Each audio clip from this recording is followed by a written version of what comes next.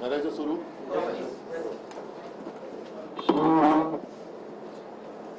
तुम्ही आता जो प्रश्न विचारला नवीन विषय आहे का? विषय तर रोज नवीन नवीन आहेत, मात्र काही विषय हे खूप वर्षांपासून जसेच्या तसे आहेत. मी गेले काही दिवस कुठे माझी काही प्रतिक्रिया दिलेली नव्हती, कारण गणपती उत्सव होता. त्याच्यानंतर आता आपला दसरा मेळावा होणार. साहजिकच आहे, दसरा मेळाव्यात मला जे बोलायचं ते मी विस्ताराने बोलणारच आहे. आज मात्र मी जरा अस्वस्थ आहे, उद्विग्न आहे. तो एवढ्यासाठी, सध्या आरोग्य यंत्रणेचे जे काय 3:13 वाजलेले आहेत, 12 वाजलेले आहेत, ते बघितल्यानंतर खरोखर संताप येतो. कारण महाराष्ट्रामध्ये जेव्हा जगभरामध्ये कोरोनाचं संकट होतं तेव्हा महाराष्ट्रामध्ये महाविकास आघाडीचं सरकार होतं. मी मुख्यमंत्री होतो. आज मी मुख्यमंत्री नाहीये, सरकार महाविकास आघाडीचं नाहीये. महाराष्ट्र तोच आहे, आरोग्य यंत्रणा तीच आहे. पण ज्या आरोग्य यंत्रणेने एक जग व्यापून टाकलेलं संकट, त्या संकटाचा सामना केला, यशस्वीपणाने केला, त्याच महाराष्ट्राची दुर्दशा हे सरकार बदलल्यानंतर चव्हाट्यावरती आलेली आहे. कोरोनाच्या काळामध्ये मग मुंबई मॉडेल असेल, महाराष्ट्र असेल, याच यंत्रणेने हेच डॉक्टर होते, डीन होते, परिचारिका त्याच होत्या, वॉर्ड बॉय तेच होते. यांनी जीवाची बाजी लावून रुग्णांची सेवा केली आणि कोरोनावरती इलाज नसताना सुद्धा जी काही औषधं वापरली जात होती ती औषधं अगदी महाराष्ट्रातल्या कानाकोपऱ्यात, दुर्गम भागामध्ये सुद्धा पोहोचवण्याचं काम या यंत्रणेने केलं होतं. माझ्या माहितीप्रमाणे कदाचित महाराष्ट्र हा पहिला किंवा एकमेव असा प्रदेश आहे, राज्य आहे की दुर्गम भागात ड्रोननी सुद्धा औषधं पुरवठा केला गेला होता. ड्रोननी सुद्धा औषधं पुरवली होती.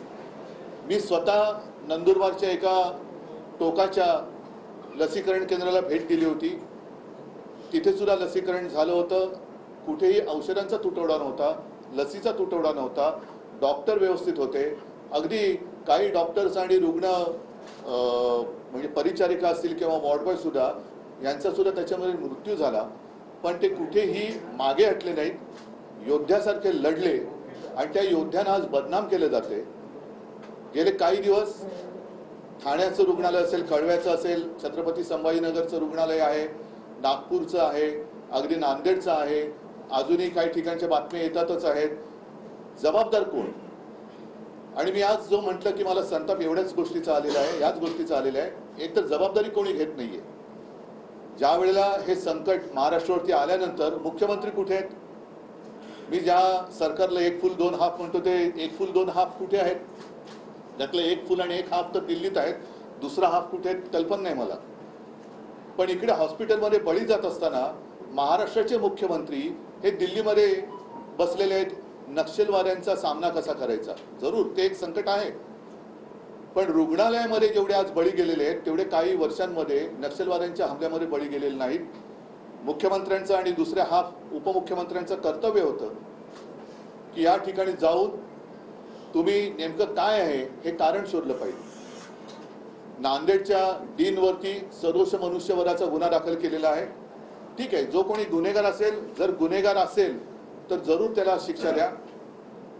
पण नेमकं नांदेडच्याच डीनवरती सदोष मनुष्यवधाचा गुन्हा का दाखल केला गेला? कळव्याच्या रुग्णालयामध्ये सुद्धा बळी गेलेत, छत्रपती संभाजीनगरमध्ये सुद्धा बळी गेलेत, नागपूर सुद्धा त्या नागपूरमध्ये सुद्धा बळी गेलेत. पण हा काही योगायोग आहे का की ज्या डीनला एका मस्तवाल गद्दार खासदाराने संडास साफ करायला लावला? कोणत्या जाती जमातीचा आदिवासी आहेत असं ते म्हणतात. मी कधीच जातपात असं बघितलेलं नाहीये, सगळ्यांना एका न्यायाने मी वागवलेला आहे. पण संडास साफ करायला लावल्यानंतर त्या गद्दारावरती अॅट्रॉसिटीचा गुन्हा दाखल केला गेला म्हणून धमकवण्यासाठी त्या डीनवरती सदोष मनुष्यवधाचा गुन्हा दाखल केला गेलाय का? औषधांचा तुटवडा हा राज्यभर आहे. या 2-3 बातम्या आहेत की मंत्री म्हणतायत की औषधं मुबलक आहेत, पण प्रत्यक्षात खडखडाट आहे. ह्या बातम्याच मी मुद्दा मग तुम्हीच तुमच्याच माध्यमातून आलेल्या बातम्या आहेत, मग त्या इलेक्ट्रॉनिक मीडिया असेल किंवा प्रिंट मीडिया असेल. जे तुम्हीच छापलेले आणि तुम्हीच दिलेले बातम्या आहेत. मग हे नेमके मंत्री कोण आहेत? कारण हे खातं हे विभागलं गेलेलं आहे. आरोग्य खाते विभागले गेले, हॉस्पिटल कोणाकडे आहेत, बाकी काय कोणाकडे आहे. पण मग हे जे मंत्री दावा करतायत ते कोणी असतील? ही एक बाजू ते मांडत असताना दुसरीकडे तो सुद्धा व्हिडिओ फिरतोय, तुमच्याच माध्यमातून आलेला आहे. चंद्रपूरमधली एक महिला सांगते की आम्ही काय करणार, औषधं आणण्यासाठी आम्हाला लिहून दिलं जातं आणि बाहेरून औषधं खरेदी करा असं सांगतायत. मग प्रधानमंत्र्यांच्या ज्या काही योजना आहेत, महाराष्ट्र सरकार ज्या काही योजना आहेत, महात्मा फुले काय जन आरोग्य योजना आहे, आणखीन काही योजना आहेत, मुख्यमंत्री सहायता निधी आहे, तो मुख्यमंत्री सहायता निधीतून ह्या सगळ्या औषधांचा खर्च केला जाणार आहे का? कारण त्याची सुद्धा एक मला असं वाटतं चौकशी व्हायला पाहिजे की नेमकी ती मदत कोणाला जाते, ती बिलं खरी आहेत का त्याच्यात सुद्धा काही आहे. हा एक संशोधनाचा विषय दुसरा होऊ शकतो. पण आज औषधं कुठे नाहीत. करोनाच्या काळामध्ये कुठेही औषधाचा तुटवडा नव्हता. आज दुसरी कोणतीही साथ नाहीये. साथ आहे की भ्रष्टाचाराची साथ आहे. अगदी आरोग्य खात्यातली ज्या काही पोस्टिंग आहेत त्याच्यासाठी सुद्धा रेड कार्ड ठरवलं गेलेलं आहे असं म्हणतात, असं माझं कानावरती येत आहे. अगदी औषधं खरेदी सुद्धा आता दरानुसारच, म्हणजे निविदा प्रक्रिया होणार बंद. मग हे कोणत्या तोंडाने भ्रष्टाचारावरती बोलणार? निविदा प्रक्रियेशिवाय जर का औषध खरेदी करणार असाल तर याचा अर्थ तुम्ही सरळ सरळ भ्रष्टाचाराला दार उघडं करून देत आहात. आज सुद्धा जिथे जिथे औषध खरेदी झालेली नाहीत किंवा औषधं पोचलेली नाहीत तिकडे कोणाचे दलाल बसलेत का याची सुद्धा सीबीआय चौकशी झाली पाहिजे.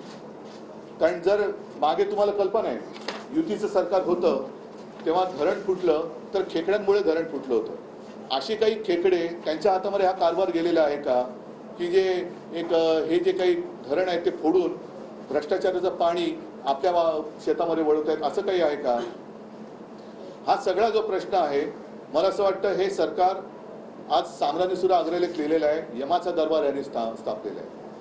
हे सरकार हे नंतर आज आता गोरेगावला पहाटे आग लागली, मुख्यमंत्र्यांनी लगेच मृतांना मदत जाहीर केली, ठीक आहे, ती करायलाच पाहिजे. पण नुसतं मृतांच्या नातेवाईकांना मदत घेऊन भागतंय का? ज्यांचा जीव जातोय ते जीव काय कोणी परत आणू शकत नाही. यांच्याकडे स्वतःच्या जाहिराती करायला पैसे आहेत. हे सरकार, या सरकारला खोके सरकार म्हणतात. ते कशामुळे म्हणतात तुम्हाला माहिती आहे? त्याच्यासाठी यांच्याकडे खोके आहेत. गुजरातमध्ये जाऊन मजा मस्ती करायला, गुवाहाटीला जाऊन मजा मस्ती करायला, गोव्यात जाऊन टेबलवरती नाचायला यांच्याकडे पैसे आहेत. पण महाराष्ट्रातील रुग्णांचे जीव वाचवायला यांच्याकडे पैसे नाहीत.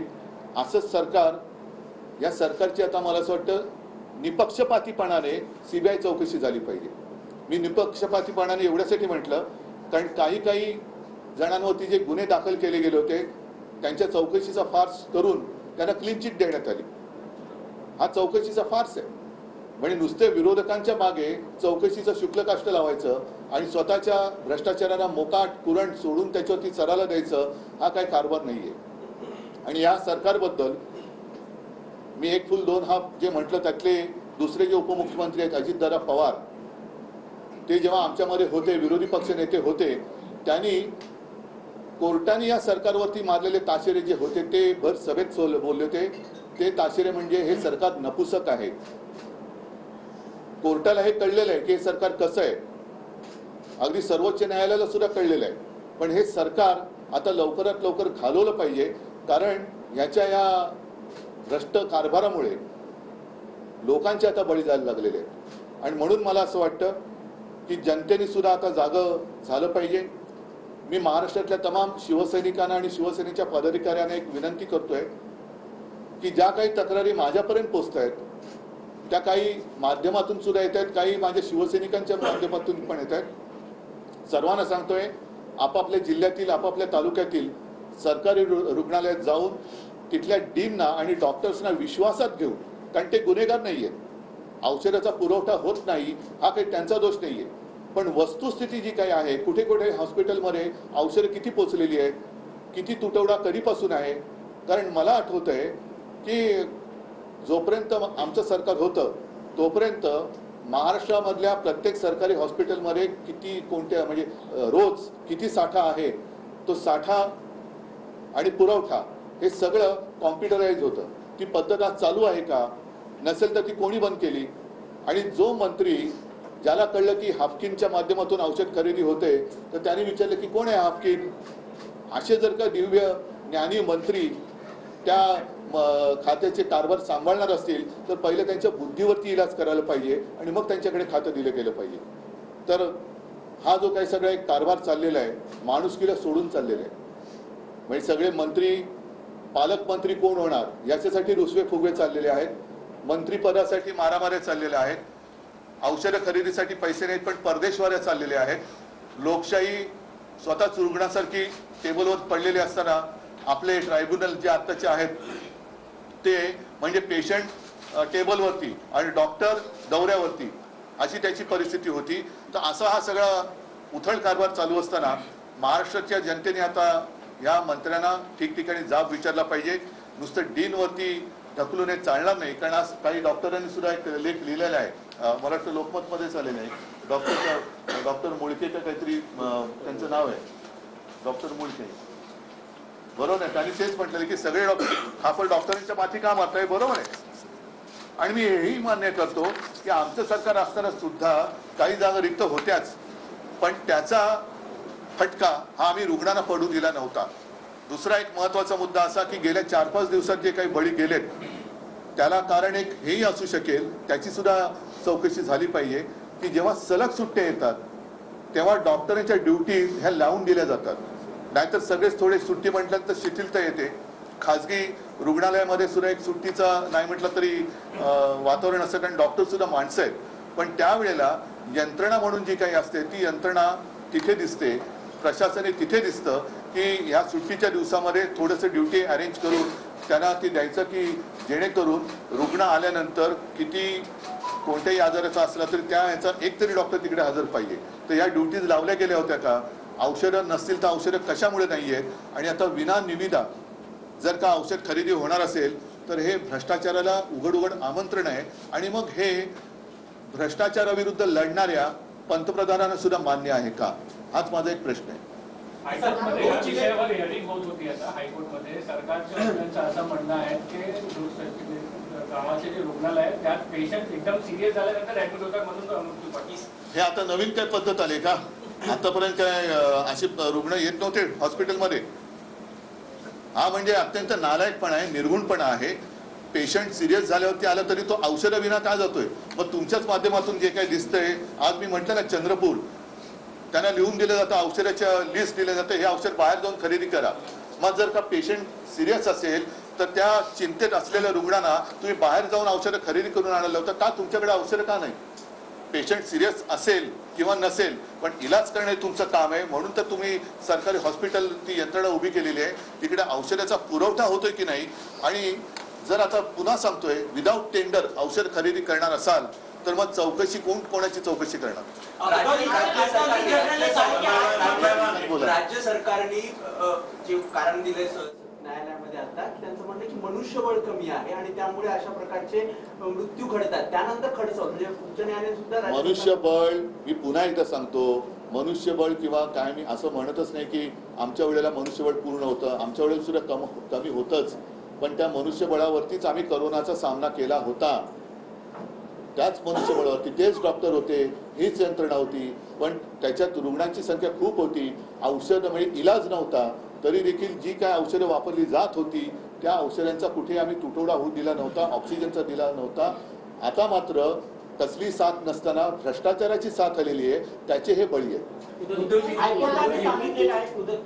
हायकोर्टाने सांगितलेले की जर याच्या पुढे मनुष्यबळ की कमी की वजह से या फिर मैन पावर या दवाई की कमी की वजह से कोई भी मौत होती तो उसे हम बर्दाश्त नहीं करेंगे. नामदेव नाही, पण त्याच्यावरती काय होतंय, मी पूर्ण कोर्टाचा आदर करून बोलतोय की कोर्टाने कुठेतरी यांना धडा शिकवला पाहिजे, एक कुठेतरी कारवाई केली पाहिजे. त्याच्याशिवाय सुधारणार नाही. कारण कोर्टाने ताशेरे मारल्यानंतर यांच्याकडनं वेळ मारून नेली जाते आणि पुन्हा कोण अशी दुर्घटना घडल्यानंतर पुन्हा तेच येरे माझ्या मागल्या ते सुरू होतं. म्हणून मला असं वाटतं की एकदा यांना दणका कोर्टाने दिला पाहिजे.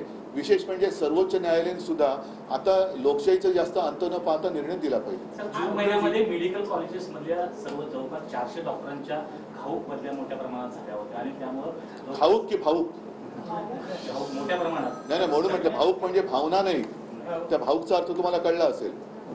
तडकाफडकी बदल्या अशा झाल्या होत्या आणि त्यातले जवळपास नाही आता सध्या डॉक्टर्स हे अद्यापर्यंत आता जे पोस्टिंग चाललेलं आहे हे मी आरोप करत नाही, ही कुजबूज आहे. आताची जी पोस्टिंग आहे त्याचं रेट कार्ड ठरवलं गेलं असं माझ्या कानावर आलं. उद्धवजी, तुम्ही विद्यमान सरकारच्या आरोग्य व्यवस्थेवर म्हणजे त्यांच्या माध्यमातून जी आरोग्य व्यवस्था सुरू आहे त्यावर चिंता व्यक्त करत आहात, पण विद्यमान सरकार तुमच्या नेतृत्वाखाली झालेल्या प्रकारांकडेही बोट दाखवते. ते जाऊ द्या. कोविड काळात असे झालेला भ्रष्टाचार असेल, म्हणूनच माझं म्हणणं आहे अभावी झालेले मृत्यू असतील, हा तुमचा प्रश्न नवजात बालकांचा झालेला मृत्यू असेल विदर्भातल्या एका हॉस्पिटलमध्ये, या गोष्टींकडेही तुमचे हा तुमचा प्रश्न त्यांच्या वतीने अगदी योग्य आहे. हा तुम्ही त्यांच्या वतीने विचारलेला प्रश्न मला अगदी योग्य आहे, पण तरी देखील मी अभिमानाने सांगेन की त्यावेळेला करोना काळामध्ये महाराष्ट्र सरकारने केलेलं काम हे सर्वोत्तम आहे म्हणून जागतिक दर्जावरती गौरव त्याचा झाला होता. आणि त्याच काळामध्ये राज्यातल्या सर्वोत्तम मुख्यमंत्र्यांमध्ये माझं नाव येत होतं. हे माझं कौतुक नव्हतं, तर ह्या यंत्रणेचं कौतुक होतं. त्याच्यामुळे नुसती बोटं दाखवून चालणार नाहीये. आता जे काय यांचं खोटं सगळं पडलेलं आहे त्याच्यावरती बोला. आज तर कुठेही साथ नाहीये, मनुष्यबळ हेच होतं, डॉक्टर हेच होते. आणि त्यावेळेला तर निविदा प्रक्रियेतनं औषधं खरेदी केली जात होती, हाफकिनच्या माध्यमातून केली जात होती. आता जर आरोग्य मंत्र्याला हाफकिन ही संस्था आहे तर आता कोणतरी दलाल आहे हेच माहिती नसेल तर ते कोणाकडे बोट दाखवणार? आरोग्यमंत्री यामध्ये कुठेही चित्रात दिसत नाहीये ना. त्यांनी जाऊन भेट घेतलेली आहे. महाविकास आघाडीमधील जे माजी मंत्री नेते ते जाऊन तिथे भेट देत आहेत, मात्र आरोग्यमंत्री कुठेही या चित्रामध्ये नाही. ते पोस्टरवरती दिसतील तुम्हाला. तेच तर नाही, यांच्या जाहिराती करायला यांच्याकडे पैसे आहेत. या सगळ्या यात्रा सहली करायला, आमदार इकडे तिकडे फिरवायला, खासदारांना फिरवायला पैसे आहेत, मात्र औषधं खरेदी करायला पैसे नाहीत. हे फार संतापजनक आहे. नाही आता याच्या पूर्वी बघा, शेवटी जबाबदारी कोणीच घ्यायला तयार नाहीये. जालन्यामध्ये मराठा समाजाचं जे जरांगे पाटलांच्या नेतृत्वाखाली आंदोलन सुरू होतं त्याच्यावरती अतिरेक्यांसारखी पोलीस कारवाई झाली, कोणीच जबाबदारी घेतली नाही. वारकऱ्यांवरती लाठी हल्ला झाला, कोणीच जबाबदारी घेतली नाही. बारसूमध्ये तर महिलांना अत्यंत निर्घुणपणाने मारहाण केली, कोणीच जबाबदारी घेतली नाही. आता सुद्धा मुख्यमंत्र्यांच्या कळव्यामध्ये सुद्धा काही दिवसापूर्वी बळी गेले तरी सुद्धा मुख्यमंत्री तिकडे फिरकले नाहीयेत. आता नागपूरमध्ये बळी गेले, उपमुख्यमंत्री फिरकले नाहीत. म्हणजे हा निर्घुणपणा आहे. म्हणजे एक तर गणपतीच्या दिवसांमध्ये नागपूर बुडालं होतं तरी आपले मुख्यमंत्री बॉलिवूडच्या सिनेतारकांमध्ये फोटो काढण्यामध्ये व्यस्त होते. का नागपूरमध्ये ज्यांच्या घरात पाणी घुसलं त्यांच्या घरात गणपती नव्हते का? ते हिंदू नव्हते? म्हणजे जर तुम्हाला हिंदू मुस्लिम करायचं असेल, गणपती घरी होते म्हणत असाल तर गणपती त्यांच्याही घरी होते ज्यांच्या घरामध्ये नागपूरमध्ये पाणी घुसलं. मग तेव्हा मुख्यमंत्री का नाही गेले? ते आपल्या सहकुटुंब सहपरिवारासह सगळ्यांना फिरून बोलून बॉलिवूडच्या ताऱ्यांसोबत फोटो काढण्यात मग्न होते. आता सुद्धा मुख्यमंत्री का जात नाही तिकडे? सर, एकीकडे सरकार म्हणतंय की फंड्स डिस्बर्स केले जात आहेत, पण दुसरीकडे 30% 70%चा जो घोळ आहे, प्रोक्युअरमेंट होत नाहीये. हाफकिन म्हणतंय आता आमच्या हातात काही नाहीये. कुठेतरी एक नॉन कोऑर्डिनेशन आहे आणि सरकार सिरियस नाहीये असं वाटतंय. नक्कीच माझ्या म्हणण्याचा रोग तोच आहे की महाराष्ट्र आता 1960 सालापासून महाराष्ट्र एक राज्य अस्तित्वात आलं, त्याच्यानंतर गेली इतके वर्ष आपलं कारभार चाललेला आहे, एक यंत्रणा लागलेली आहे. आणि मी पुन्हा सांगतो की करोना काळामध्ये जी यंत्रणा होती तीच यंत्रणा आता सुद्धा आहे.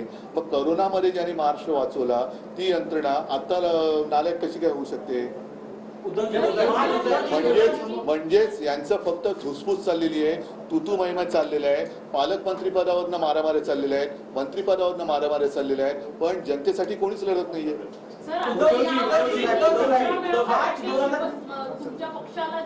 त्याच्यावरती मी नंतर बोलेन आणि दसरा मेळाव्यात मला जे बोलायचं ते मी बोलेन. मृत्यू झाले त्या ठिकाणी तुम्ही प्रत्यक्ष जाऊन काही माहिती घेणार आहात का किंवा पाहणी करणार आहात? काय जाऊन पाहणी करू? हे जर असंच दिसत असेल तर पाहणी तरी काय करायची? गेलेल्या माणसांबद्दल जाऊन सांत्वन तर करायला पाहिजे, हा भाग वेगळा.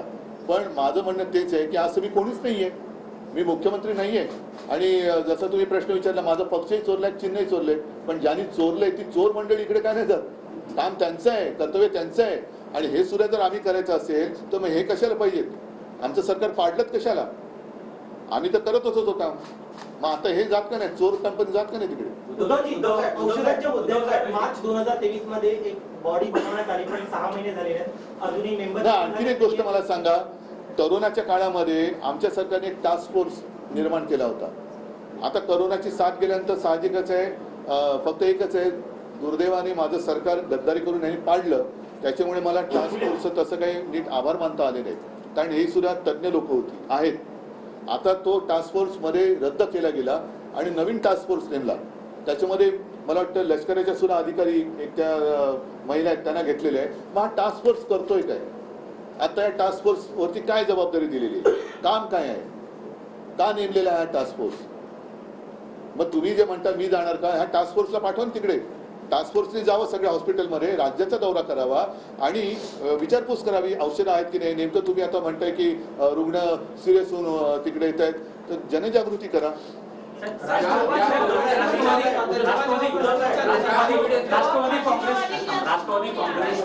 या संदर्भात आज निवडणूक आयोगामध्ये मला आज त्याच्याबद्दल काही बोलायचं नाहीये. मला फक्त महाराष्ट्राच्या आरोग्याबद्दल.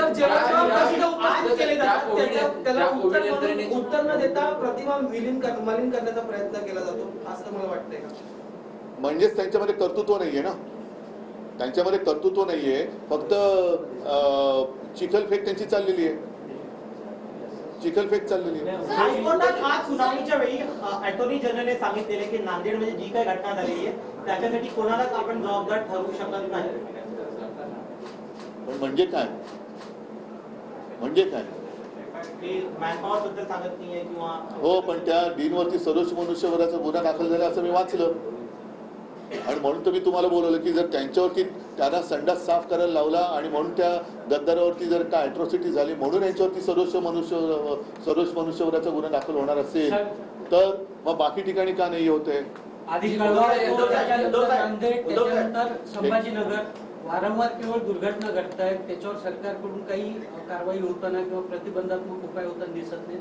अशा वेळी काय केलं पाहिजे किंवा शिवसेना काही आक्रमक भूमिका? बघा, शेवटी असं आहे, शिवसेना आक्रमक भूमिका घेणार. आक्रमक भूमिकेचा अर्थ तुम्हाला कळतो, म्हणजे पुन्हा याच डॉक्टरांवरचा ताण वाढणार, असंच त्याचा अर्थ झाला ना, की आम्ही आक्रमक झाल्यानंतर काहीतरी घडलं, पुन्हा याच डॉक्टरांवरती ताण वाढणार.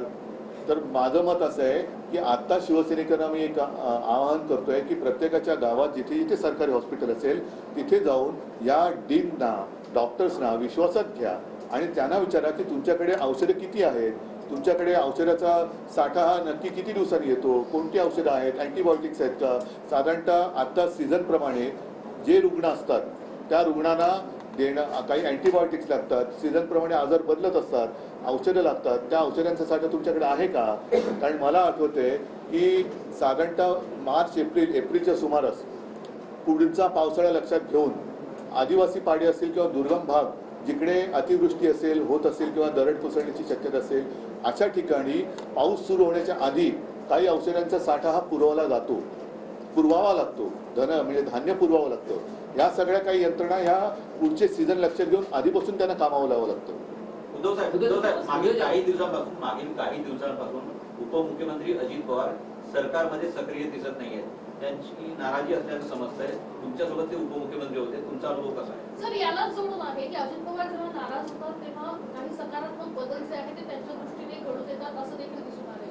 माझ्या वेळेला तरी अशी काही त्यांची नाराजी वगैरे तरी मी काही बघितली नव्हती. माझ्याबरोबर सगळे काही व्यवस्थित होते, उलट ते चांगलं काम करत होते. म्हणून जी काही ज्या लोकांच्या पोटात दुखत होते त्यांच्या उरावरती आता अजितदादा बसलेले आहेत.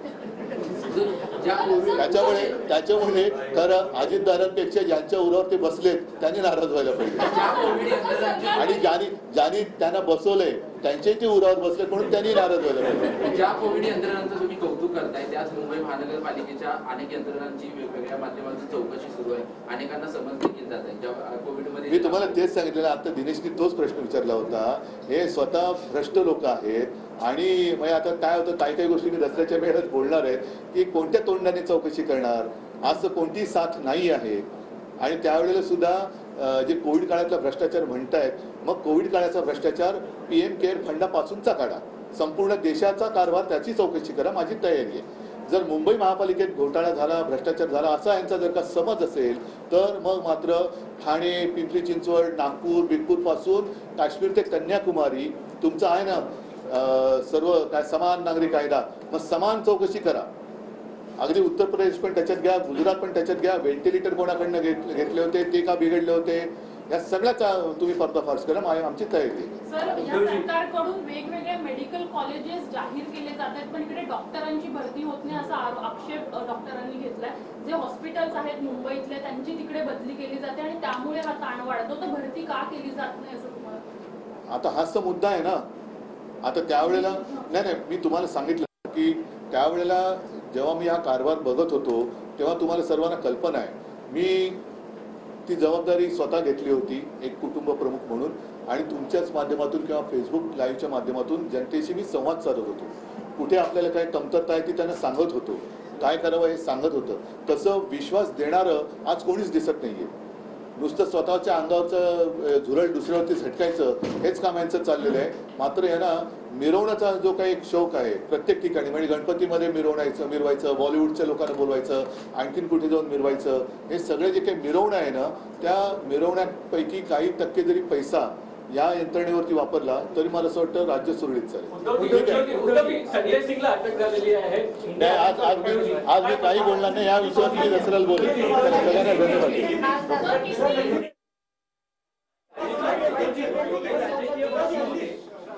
वाढेल असं उद्धव ठाकरे यांनी म्हटलंय.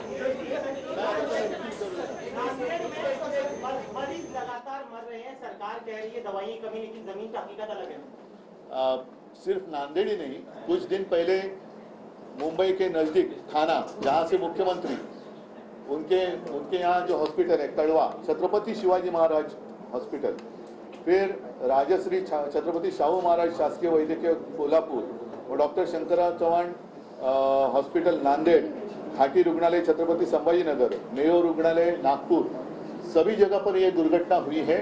और मैं तो यही कहता हूँ, जो भी सिस्टम है, यंत्रणा, वो वही है जिसने कोरोना के समय में काम किया था, अच्छा काम किया था, और उसके नतीजे आप सबको पता है. उस वक्त मैं चीफ मिनिस्टर था और कई बार देश में एक अच्छा मुख्यमंत्री, उसमें मेरा नाम आया था. वो गौरव मेरा नहीं था, इन लोगों का था. यही डॉक्टर्स है, यही नर्सेस है, यही सब वार्ड बॉयज है. उस वक्त कोरोना के लिए कोई इलाज नहीं था, लेकिन जो भी दवाइयाँ यूज कर रहे थे उनकी कभी भी हमने कमी नहीं होने दी थी. आज अचानक ऐसे क्या हो गया, कौन सी ऐसी बीमारी है, कौन सी ऐसी महामारी आई है कि लगातार लोग मर रहे हैं और कोई कुछ नहीं बोल रहा है, कोई कुछ नहीं बोल रहा है. किसकी जिम्मेदारी है? कहाँ है हेल्थ मिनिस्टर? कहाँ है? दो हेल्थ मिनिस्टर है, एक चीफ मिनिस्टर और दो, जैसे मैं एक फुल दो हाफ कहता हूँ, कहाँ गए वो लोग? मुख्यमंत्री भी नहीं है, दोनों उप मुख्यमंत्री नहीं है.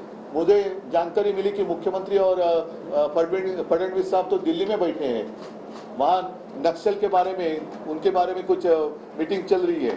ठीक है, मैं मानता हूँ वो भी विषय महत्वपूर्ण है, लेकिन जितने सारे लोग मर गए, दुर्भाग्य की बात है, नक्सलियों के हमलों से ज्यादा लोग सरकार के अस्पताल में मर रहे हैं, तो प्राथमिकता किससे देनी चाहिए? डॉक्टर को बलि का बकरा बनाया जाए. डॉक्टर, हाँ वही मैं बोलता हूँ ना. तो प्राथमिकता किसे मिलनी चाहिए? मुख्यमंत्री वहाँ जाने चाहिए, उप मुख्यमंत्री वहाँ जाने चाहिए. नागपुर में होने के बावजूद जहाँ से देवेंद्र फडणवीस जी आते हैं, उनके लिए मैंने एक शब्द का इस्तेमाल किया था तो बहुत ही मिर्ची लगी थी उनको, लेकिन आज वो क्या कहेंगे अपने आप को? नागपुर में हादसा होने के बाद भी देवेंद्र फडणवीस वहाँ नहीं जा रहे हैं. अजित पवार साहब तो पता नहीं उनकी नाराजगी दूर हुई या नहीं हुई. और दूसरे हमारे जो मुख्यमंत्री, जिसे इलीगल बेकायदा सरकार चालवणारे मुख्यमंत्री है, उनकी तो कोई जिम्मेदारी ही नहीं है. और सबसे दुख की बात, दुख से भी ज्यादा मैं कहता हूँ कि गुस्से की बात यह है कि नांदेड़ की जो डीन है, उनको एक हमारे गद्दार सांसद है, उन्होंने शौचालय, संडास साफ करायला लावलेला और उसके लिए उनके ऊपर एट्रोसिटी की केस हो गई. और उसका नतीजा ये हुआ कि उनको अभी उनके ऊपर केस दाखिल कर दी गई, सदोष मनुष्यवधाचा गुन्हा. अगर उनका गुना है तो कड़वा में किसका गुना है, नागपुर में किसका है, छत्रपति संभाजीनगर में किसका है? जहाँ भी ऐसे सारे मृत्यु हो रहे हैं वहाँ कौन गुनेगार है? असलियत तो यही है कि खुलेआम भ्रष्टाचार चल रहा है. अब तो जो न्यूज आई है, विदाउट टेंडर वो दवाइयाँ खरीदने जा रहे हैं. मंत्री तो कहते हैं कि हर जगह अभी दवाइयाँ हैं, दवाइयों की कमी नहीं है, लेकिन सच्चाई यही है जिसकी असलियत जो है आपके माध्यम से सब पूरी दुनिया देख रही है। चंद्रपुर हो या कहीं भी हो, कोई पेशेंट जाता है तो उनको वहाँ दवाइयाँ नहीं मिलती, उनको प्रिस्क्रिप्शन दिया जाता है और बाहर से जाकर खरीद करके लाओ। तो बोलते फिर जो कुठली आपली ती महात्मा ज्योतिबा फुले जन आरोग्य योजना है और प्रधानमंत्रियों की, फिर वो योजना गई कहाँ? तो ये सारा मामला देखने के बाद इनके पास कोई संवेदना नहीं रही है और इनको कोई भी सरकार चलाने का अधिकार नहीं है। सारे लोगों ने, एक तो मैं कहता हूँ सरकार ने इस्तीफा देना चाहिए, अगर नहीं तो दोनों जो आरोग्य मंत्री उन्होंने इस्तीफा देना चाहिए। हाईकोर्ट में फटकार और ये जो सब कुछ हुआ है तो उसकी सीबीआई जांच होनी चाहिए। हाईकोर्ट ने फटकार लगी, आपको लगता है कुछ बदलाव आएगा? क्योंकि कोर्ट में उनकी निजी कोर्ट ने फैसला देना चाहिए। कोर्ट तो हमेशा उनको फटके देते रहती है, फटक्यावरती फटका सरकार देते, कोर्ट देते, पण सरकार एवढं निद्रगट्ट झालेलं आहे, उनको कुछ पडी नाही है उनको। उद्धवजी, एक राजकीय विषय होता की पहाटेच्या शपथविधीचं कवित्व अजूनही सुरू आहे। रोज नवे धक्कादायक खुलासे होत असतात। फडणवीसांनी आता नवा गौप्यस्फोट केलाय की राष्ट्रपती राजवट लागू या सगळ्या विषयावरती सहमती होती। या विषयावरती दोन्ही बाजूला पवार डील करत। मी या विषयावरती दसऱ्याच्या मेळाव्यात जरूर बोलेन, पण आजचा विषय जो आहे तो फार गंभीर आहे। कारण हे राजकीय विषय आहेत, पण मी राजकारण करताना माणुसकी कधी सोडणार नाही। त्याच्यामुळे माझ्या राज्यातली माणसं जर औषधाशिवाय तडफडून मरत असतील तर मी त्याच्यात राजकारण करू इच्छित नाही। पण ह्याच्यात जे खरे गुन्हेगार आहेत त्या गुन्हेगारांना सजा झालीच पाहिजे आणि मंत्री असोत किंवा कोणी असो त्यांचं जे काही दुर्लक्ष आहे, एक तर त्यांना त्याच्यात ज्ञान आहे की नाही हा एक महत्त्वाचा विषय आहे। आणि म्हणून मी म्हटलं ना की सरकारच्या एवढ्या ज्या योजना आहेत त्या योजना गेल्या कुठे? मग हा जो काय खर्च जनतेला करायला लावतोय तो खर्च मुख्यमंत्री सहायता निधीतून होणार आहे का? महात्मा फुले जन आरोग्य सेवेतनं होणार आहे का? प्रधानमंत्री काय योजना असेल त्याच्यातनं होणार आहे का? PM केअर फंडातून होणार आहे का? कोणाला प्रश्न विचारायचे कोणी? कारण प्रश्न ज्यांनी विचारला त्यांच्या मागे तुम्ही चौकशीचं शुल्क कष्ट लावता। जर ह्यांचा भ्रष्टाचार दाखवला तर हे उलटी बोटं दाखवतात, जिथे भ्रष्टाचारच नाही आहे तिकडे बोटं दाखवून हे सुटू शकत नाही। कारण शेवटी कोणी किती काही म्हटलं तरी अनुभव हा सगळ्यात मोठा गुरु असतो आणि तो अनुभव या सरकारचा ही जनता घेते आहे। ही जनता यांना न्यायालयाचे फटकारे बाजूला, पण ही जनताच यांना निवडणुकीत फटका दिल्याशिवाय राहणार नाही।